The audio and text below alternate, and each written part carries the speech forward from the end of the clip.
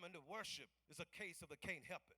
Because if you don't worship, you go dry. If you don't worship, you will always live your life on 87 rather than on 93.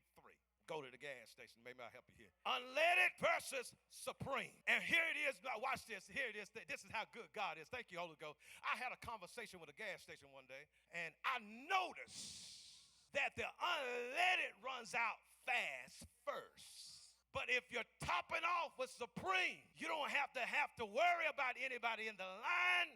You don't have to worry about it running out. You don't have to worry about the sign saying out of order, out of order. I said, my God, I thought we got a gas crisis, and now BJ's 87 is out, Sam's 87 is out, and I try to go to those little places that are a little bit cheaper. You know, I got to save my little nickels and quarters, and if I go to the high end, those ones that maybe in midtown, the mid city, and you got to pay the higher. So I try to stick on the places. I'm conservative with my cash but I noticed that the 87 runs out quicker than the Supreme.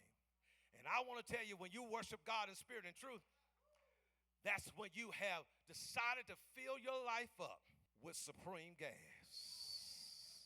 Because with Supreme gas, you don't have to worry about the car going bumpity, bumpity, bumpity, bump, bump, bump, bumpity, bumpity, bumpity. You don't have to worry about it being jerking and pulling. It gives you a smooth ride. And brothers and sisters, that's what Jesus is trying to tell us here. He says to worship him in spirit and truth, not any kind of way, because he is spirit, and not just any kind of spirit.